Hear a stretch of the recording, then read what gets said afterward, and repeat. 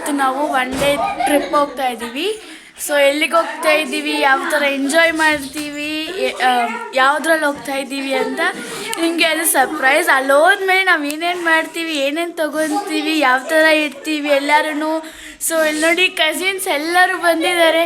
Hi ಹೇಳಿ.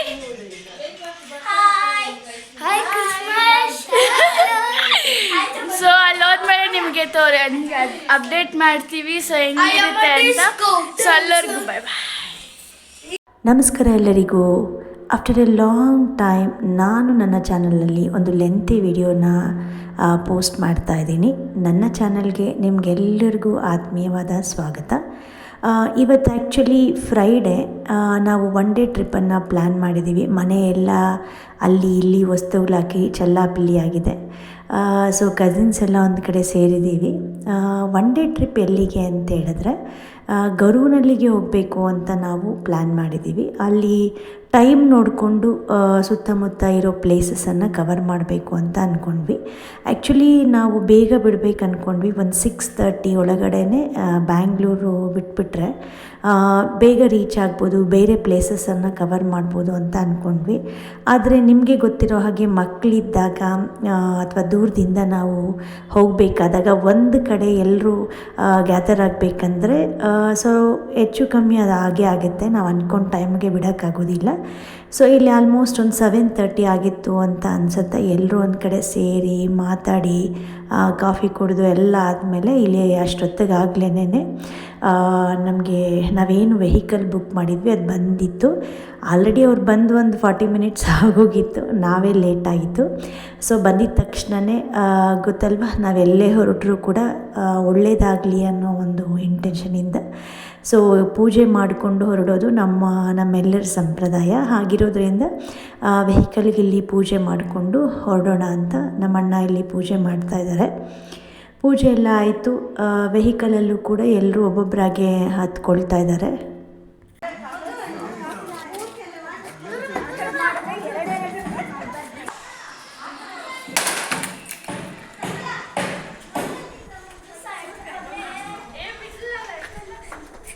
ಎಲ್ಲರೂ ರೆಡಿನಾ?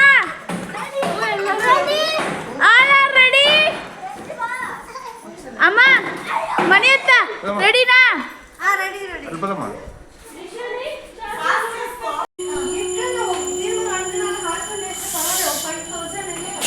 ನೋಡಿ ಒಬ್ಬೊಬ್ಬರೇ ಇಲ್ದಿ ಬರ್ತಿದ್ದಾರೆ.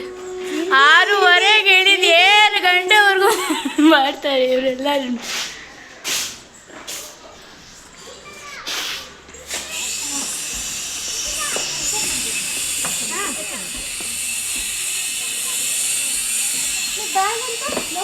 ನೋಡಿ ಎಷ್ಟು ಚೆನ್ನಾಗಿದೆ ವೆದರ್.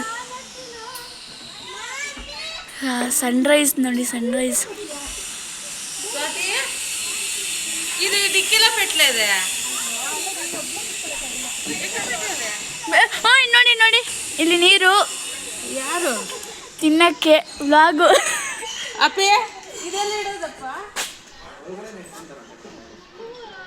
ನೀರು ಬಾಟಲ್ ತಂದಿದ್ದಾರೆ. ಏನೋ ತಿನ್ನೋದು.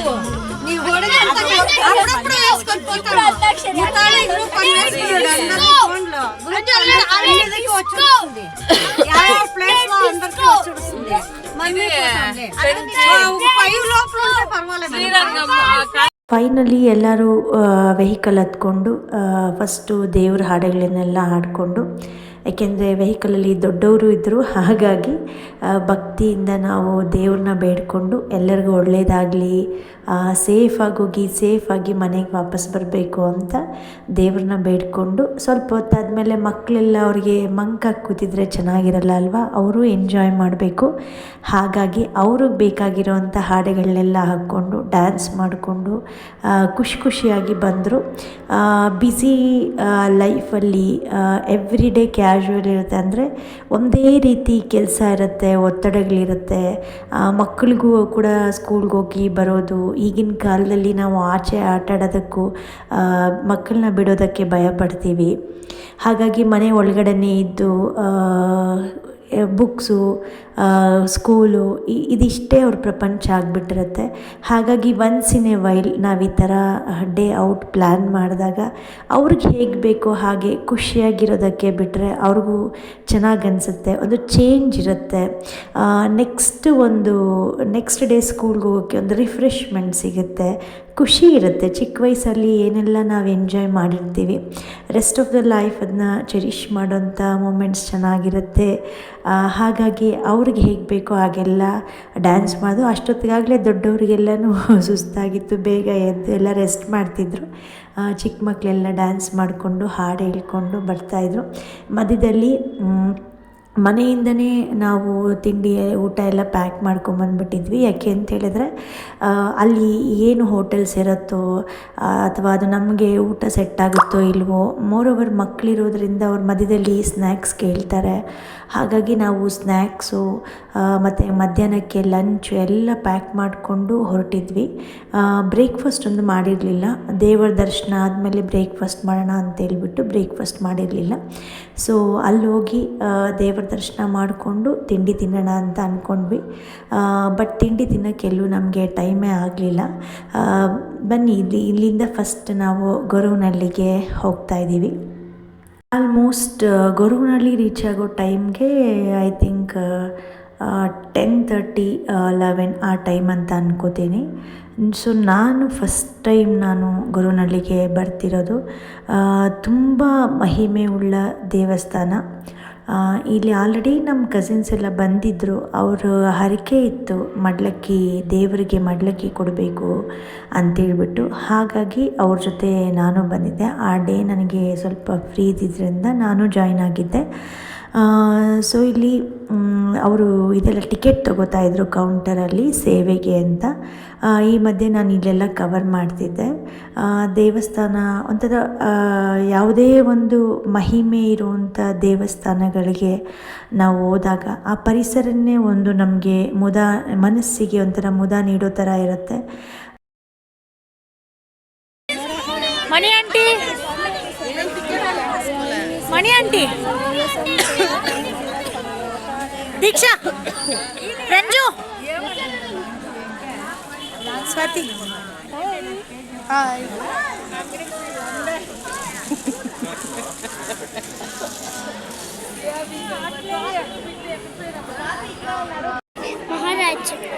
ಮಹಾರಾಜ್ ಕದಮ್ಮ, ಮಹಾಲಕ್ಷ್ಮಿ, ಮಹಾರಾಜ, ಗೊರವನಹಳ್ಳಿ ಮಹಾರಾಜನ. ದೇವರ ದರ್ಶನ ಎಲ್ಲ ನಾವು ಮುಗಿಸ್ಕೊಂಡ್ವಿ. ನಾರ್ಮಲ್ ದರ್ಶನಕ್ಕೆ ಹೋಗಿದ್ವಿ. ಫ್ರೈಡೇ ಅಂತ ಏನೂ ರಶ್ ಇರಲಿಲ್ಲ. ವಿತಿನ್ 40 ಮಿನಿಟ್ಸ್ ನಮಗೆ ದರ್ಶನ ಎಲ್ಲ ಆಯಿತು. ಅಲ್ಲಿಂದ ಹೊರಗಡೆ ಬಂದು ಒಂದು 5-6 ಜನ ಮುತ್ತೈದರಿಗೆ ಅರಿಶಿನ ಕುಂಕುಮ ಕೊಟ್ಟರೆ ಒಳ್ಳೆಯದು ಅಂತ ಅಲ್ಲಿ ಅರಿಶಿನ ಕುಂಕುಮ ಕೊಟ್ಟರು. ಸಣ್ಣ ಪುಟ್ಟ ಶಾಪಿಂಗ್ ಮಾಡ್ಕೊಂಡ್ರಿ. ಯಾವುದೇ ಊರಿಗೆ ಹೋದರೂ ಕೂಡ ಆ ಊರಿನ ಗುರುತಾಗಿ ಏನಾದರೂ ಒಂದು ವಸ್ತುನ ತೊಗೊಂಡು ಬಂದರೆ ಚೆನ್ನಾಗಿರುತ್ತೆ ಅನ್ನೋದು. ಅದು ಚಿಕ್ಕದಾಗಿರಲಿ ಅಥವಾ ದೊಡ್ಡ ವಸ್ತು ಆಗಿರಲಿ, ಇರೆಸ್ಪೆಕ್ಟಿವ್ ಆಫ್ ಕಾಸ್ಟ್, ಏನೋ ಒಂದು ನೆನಪಿಗೆ ತೊಗೋಬೇಕಂತ ಅಲ್ಲೇ ಆ ಅಂಗಡಿಗಳಲ್ಲಿ ಸಣ್ಣ ಪುಟ್ಟ ಶಾಪಿಂಗ್ ಮಾಡಿದ್ವಿ. ಅದು ಮುಗಿಸ್ಕೊಂಡು ದೇವಸ್ಥಾನದ ಪಕ್ಕದಲ್ಲೇ ಒಂದು ಕಮಲಮ್ಮನವರು, ಅಂದರೆ ಗೊರವನಹಳ್ಳಿ ಮಹಾಲಕ್ಷ್ಮಿ ತಾಯಿಗೆ ಯಾರು ಡಿವೋಟಿ ಇದ್ದರು, ಸೊ ಅವ್ರದ್ದು ಒಂದು ಪ್ರತಿಮೆ ಇದೆ ಅಲ್ಲಿ. ಮತ್ತು ನಮಗೆ ಒಳಗಡೆ ಹೋಗಿ ಬಂದರೆ ಒಂದು ಅಕ್ಕಿನ ಕೊಡ್ತಾರೆ, ದಾರನ ಕೊಡ್ತಾರೆ. ಅದನ್ನ ತಂದು ನಾವು ನಮ್ಮ ಮನೆಯಲ್ಲಿ ಹಾಕ್ಕೊಂಡ್ರೆ ಯಾವಾಗಲೂ ಧಾನ್ಯಗೆ ಸಮೃದ್ಧಿಯಾಗಿರುತ್ತೆ ಅಂತ ಒಂದು ಪ್ರತೀತಿ. ಅದನ್ನೆಲ್ಲ ನಾವು ತಗೊಂಡು ಮತ್ತು ನಮ್ಗೆ ಅಲ್ಲೇನಾದರೂ ಸೇವೆ ಮಾಡಿಸ್ಬೇಕು ಅಂತ ಇದ್ದರೆ, ಅನ್ನದಾನ ಆಗಿರ್ಬೋದು ಅಥವಾ ಬೇರೆ ಯಾವುದೇ ಸೇವೆಗಳನ್ನು ಮಾಡಿಸ್ಬೇಕಾದ್ರೆ ಅಲ್ಲಿ ನಾವು ಅವರಿಗೆ ದುಡ್ಡನ್ನು ಕೂಡ, ಕಾಣಿಕೆಗಳನ್ನು ಕೂಡ ಸಮರ್ಪಿಸಬಹುದು. ಅದನ್ನೆಲ್ಲ ಮುಗಿಸ್ಕೊಂಡು ನಾವು ಇವಾಗ ಬೆಳಗ್ಗೆ ನಾವು ತಿಂಡಿ ತಿಂದಿರಲಿಲ್ಲ. ಏಕೆಂದರೆ ಲೇಟ್ ಆಗಿಬಿಡುತ್ತೆ ದೇವರಿಗೆ, ಅಥವಾ ಉಪವಾಸ ಇದ್ಕೊಂಡೇ ದೇವ್ರ ದರ್ಶನ ಮಾಡ್ಕೊಂಡು ಊಟ ಮಾಡೋಣ ಅಂದ್ಕೊಂಡು ಅಲ್ಲೊಂದು ಕಡೆ ಗೊರವನಹಳ್ಳಿ ಮಹಾಲಕ್ಷ್ಮಿ ತಾಯಿ ದರ್ಶನ ಮುಗಿಸ್ಕೊಂಡು ಇಲ್ಲಿ ಬಂದು ಒಂದು ಜಾಗದಲ್ಲಿ ತಿಂಡಿ ತಿಂತಾ ಇದ್ದೀವಿ.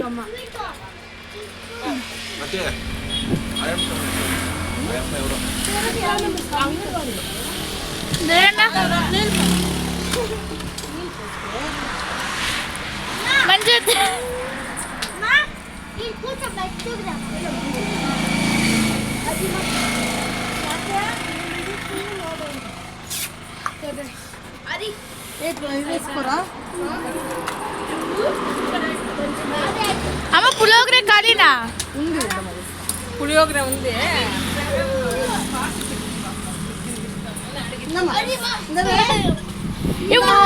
ಹಿಂದ ಅದು ಯಾರಟ್ಲ పెట్టుకుంటా ತಿಂದಾದಮೇಲೆ ಸ್ವಲ್ಪ ಹೊತ್ತು ರೀಲ್ಸ್ ಮಾಡಿದ್ವಿ. ಬಟ್ ಅಲ್ಲಿ ತುಂಬ ಹೊತ್ತು ಮಾಡೋಕ್ಕೆ ನನಗೆ ಭಯ ಆಗಿದೆ, ಯಾಕಂದರೆ ಅದು ಫುಲ್ ಫೀಲ್ಡ್ಸ್ ಇತ್ತು, ಹಾವುಗಳೆಲ್ಲ ಅಲ್ಲಿ ಬಂದುಬಿಡುತ್ತೋ ಅಂತ ಭಯಕ್ಕೆ ಅವ್ರಿಗೆ ಮಕ್ಕಳ ಖುಷಿಗೆ ಒಂದಷ್ಟು ರೀಲ್ಸ್ ಮಾಡಿಕೊಂಡು ಅಲ್ಲಿಂದ ಹೊರಟ್ವಿ. ಆ್ಯಕ್ಚುಲಿ ಅಲ್ಲಿಂದ ಬೇಗ ಹೊರಡೋಣ ಅಂದ್ಕೊಂಡ್ವಿ, ಬಟ್ ಎಲ್ಲರೂ ಸೇರಿದ್ವಲ್ಲ, ತಿಂಡಿ ತಿಂದಮೇಲೆ ಸ್ವಲ್ಪ ಹೊತ್ತು ಮಾತಾಡಿಕೊಂಡು ಪರವಾಗಿಲ್ಲ ಪ್ಲೇಸಸ್ ಕವರ್ ಮಾಡಿಲ್ಲ ಅಂತ ಹೇಳಿದ್ರು. ಕ್ವಾಲಿಟಿ ಆಫ್ ಟೈಮನ್ನು ಸ್ಪೆಂಡ್ ಮಾಡೋಣ, ಎಲ್ಲರೂ ಒಟ್ಟಿಗೆ ಸಿಗೋದು ಕಷ್ಟ ಅಂತ ಹೇಳ್ಬಿಟ್ಟು ಆರಾಮಾಗೂ ಕೂತು ಮಾತಾಡಿ ನೆಕ್ಸ್ಟು ದೇವರಾಯನ ದುರ್ಗಕ್ಕೆ ಹೋದಿದ್ವಿ. ಇದು ಬೆಟ್ಟದ ಮೇಲೆ ಹೋಗ್ತಾ ಇರೋದು, ಬಟ್ ಅಲ್ಲಿ ನಾನು ಮೇಲ್ಗಡೆ ಏನೂ ಕವರ್ ಮಾಡೋಕ್ಕಾಗಲಿಲ್ಲ. ಅಲ್ಲೆಲ್ಲ ನರಸಿಂಹಸ್ವಾಮಿನ ನೋಡಿಕೊಂಡು ಕೆಳಗಡೆ ಕೂಡ ದೇವಸ್ಥಾನ ಇದೆ ನರಸಿಂಹಸ್ವಾಮಿದು. ಸೊ ಇದು ಪ್ರಾಂಗಣ, ಇದು ದೇವಸ್ಥಾನ ಕೆಳಗಡೆ ನರಸಿಂಹಸ್ವಾಮಿ ದೇವಸ್ಥಾನ ಏನಿದೆ ದೇವರಾಯನ ದುರ್ಗದಲ್ಲಿ ಅದು ಪ್ರಾಂಗಣ. ಒಳಗಡೆ ನಾನೇನು ರೆಕಾರ್ಡ್ ಮಾಡಲಿಲ್ಲ, ಅದು ಅಲೋ ಇಲ್ಲ ಅಂತ ಹೇಳಿದ್ರು. ಸೊ ಅಲ್ಲೂ ಅಷ್ಟೇ ದರ್ಶನ ತುಂಬಾ ಚೆನ್ನಾಗಾಯಿತು. ಎಲ್ಲರೂ ಕೂತ್ಕೊಂಡು ಸ್ವಲ್ಪ ಹೊತ್ತು ಮಾತಾಡಿ ದೇವ್ರನ್ನ ದರ್ಶನ ಮಾಡಿಕೊಂಡು ಅಲ್ಲಿಂದ ಹೊರಗಡೆ ಬಂದು ಅಲ್ಲಿ ಟೀ ಎಲ್ಲ ಕುಡ್ಕೊಂಡು ರಿಫ್ರೆಶ್ಮೆಂಟಿಗೆ ಆಲ್ಮೋಸ್ಟ್ ಒಂದು 4 o'clock ಆಗಿತ್ತು ಅನಿಸುತ್ತೆ.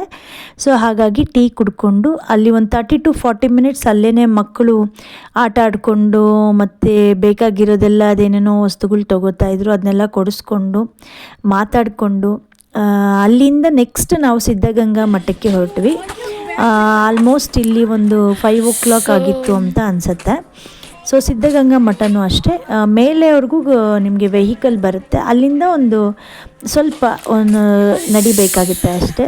ಅಂದರೆ ಬೆಟ್ಟ ಅಂದರೆ ಫುಲ್ ಹೈಟಲ್ಲಿ ಏನೂ ಇಲ್ಲ, ನಡಿಬಹುದು, ಮೆಟ್ಲು ಕೂಡ ಹತ್ಕೊಂಡು ಬರಬಹುದು. ಇಲ್ಲಿ ದೊಡ್ಡವ್ರು ಇದ್ದಿದ್ದರಿಂದ ಅವ್ರಿಗೆ ಆಗಲ್ಲ ಅಂತ ನಾವು ಕಾರಲ್ಲೇ ಬಂದ್ವಿ.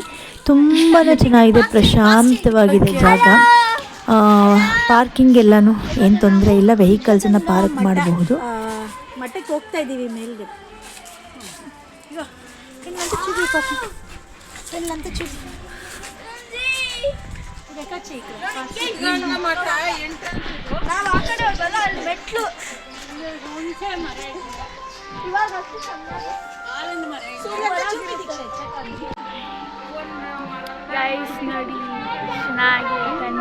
ಆ ಸಿದ್ಧಗಂಗಾ ಮಠದಲ್ಲಿ ಆ ಬೆಟ್ಟನ ಅಂದರೆ ಕಲ್ಲನ್ನು ಕೊರೆದು ಎಷ್ಟು ಚೆನ್ನಾಗಿ ಒಳಗಡೆ ದೇವಸ್ಥಾನ ಮಾಡಿದ್ದಾರೆ.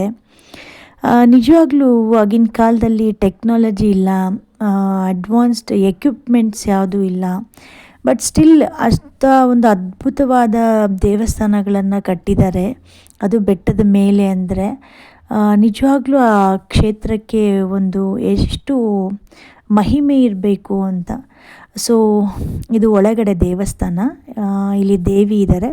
ಸೊ ಇದು ಎಕ್ಸಿಟ್ಟು, ಇಲ್ಲಿಂದ ಆಚೆ ಹೋದರೆ ನಮಗೆ ಅಲ್ಲಿ ಒಂದು ಈಶ್ವರಂದು ದೇವಸ್ಥಾನ ಇದೆ. ಸೊ ಇದನ್ನೆಲ್ಲ ನಾವು ಸಿದ್ಧಗಂಗಾ ಮಠದಲ್ಲಿ ದರ್ಶನ ಮಾಡಿಕೊಂಡು, ಅಲ್ಲೂ ಅಷ್ಟೇ ರಶ್ ಏನಿರಲಿಲ್ಲ, ನಾರ್ಮಲ್ ಆಗಿತ್ತು ಜನ. ಇದು ಮೋರೋವರ್ ಫ್ರೈಡೇ ಇದ್ದಿದ್ದರಿಂದ ಗೊರವನಹಳ್ಳಿಗೆ ಯಾರೆಲ್ಲ ವಿಸಿಟ್ ಮಾಡ್ತಾರೆ ಪ್ರಾಬಬ್ಲಿ ಅವರು ಇಲ್ಲಿಗೂ ಕೂಡ ಬರಬಹುದು, ಹಾಗಾಗಿ ಸ್ವಲ್ಪ ರಶ್ ಇರುತ್ತೆ. ಅದರ್ವೈಸ್ ನಾರ್ಮಲ್ ಜನ ಏನು ಜಾಸ್ತಿ ಇರೋದಿಲ್ಲ, ನಾರ್ಮಲ್ ಆಗಿತ್ತು, ಕ್ರೌಡ್ ಏನಿರಲಿಲ್ಲ. ಪೀಸ್ಫುಲ್ಲಾಗಿ ದರ್ಶನ ಮಾಡಿಕೊಂಡು ನಮಗೆಲ್ಲೂ ಸ್ಟ್ರೆಸ್ ಅಂತ ಅನ್ನಿಸ್ಲಿಲ್ಲ, ಆರಾಮಾಗಿ ಬಂದ್ವಿ. ಅಲ್ಲಿ ಸ್ವಲ್ಪ ಹೊತ್ತು ಕೂತ್ಕೊಂಡು ಎಲ್ಲರೂ ಮಾತಾಡಿಕೊಂಡು ಸ್ವಲ್ಪ ಹೊತ್ತು ಫೋಟೋಗಳನ್ನು ತೊಗೊಂಡು ಅಲ್ಲಿಂದ ಹೊರಟ್ವಿ. ಬಟ್ ಇನ್ನೊಂದು ಪ್ಲೇಸ್ ಕವರ್ ಮಾಡಬೇಕಾಗಿತ್ತು, ಮೀನ್ವೈಲ್ ನಮಗೆ ಟೈಮ್ ಆಗೋಗಿತ್ತು, ಬ್ಯಾಂಗ್ಳೂರು ರೀಚ್ ಆಗೋದಕ್ಕೆ ಲೇಟ್ ಆಗಿಬಿಡುತ್ತೆ ಅಂತ ನಾವು ಬೇರೆ ಎಲ್ಲೂ ಹೋಗಲಿಲ್ಲ, ಡೈರೆಕ್ಟಾಗಿ ಬ್ಯಾಂಗ್ಳೂರಿಗೆ ಬಂದ್ವಿ. ಬಟ್ ಆನ್ ದ ವೇ ಒಂದು ಹೋಟ್ಲ್ ಹತ್ರ ನಾವು ಕಾಫಿ ಟೀ ಎಲ್ಲ ಕುಡ್ಕೊಂಡು ಬಂದ್ವಿ. ಅದನ್ನ ನಾನು ರೆಕಾರ್ಡ್ ಮಾಡೋಕ್ಕಾಗಲಿಲ್ಲ. ಹೀಗಿತ್ತು ನಮ್ಮ ಒನ್ ಡೇ ಟ್ರಿಪ್. ತುಂಬಾ ಎಂಜಾಯ್ ಮಾಡಿದ್ವಿ.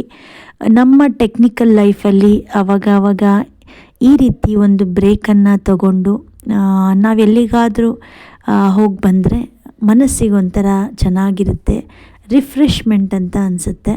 ನಾವು ತುಂಬಾ ಎಂಜಾಯ್ ಮಾಡಿದ್ವಿ. ನಾವೆಲ್ಲಿಗೆ ಪ್ರಯಾಣ ಮಾಡ್ತಾ ಇದ್ದೀವಿ, ಯಾವ ರೀತಿ ಹೋಗ್ತಿದ್ದೀವಿ ಅನ್ನೋದಕ್ಕಿಂತ ನಮ್ಮ ಜೊತೆ ಯಾರಿದ್ದಾರೆ ಅನ್ನೋದು ತುಂಬ ಇಂಪಾರ್ಟೆಂಟ್ ಆಗುತ್ತೆ. ಸೊ ನನ್ನ ಪ್ರವಾಸನ ನನ್ನಷ್ಟೇ ನೀವು ಎಂಜಾಯ್ ಮಾಡಿದರೆ ಬೆಂಗಳೂರಿಂದ ಯಾವುದಾದ್ರೂ ಒನ್ ಡೇ ಟ್ರಿಪ್ ಹೋಗಬಹುದು ಅಂತೇಳಿದ್ರೆ ಈ 3 ಜಾಗನೂ ನೀವು ಕವರ್ ಮಾಡ್ಬೋದು. ತುಂಬಾ ಚೆನ್ನಾಗಿರುತ್ತೆ.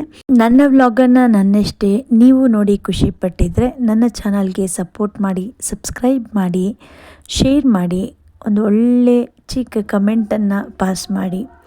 I will see you in my next vlog. Till then take care. Bye bye.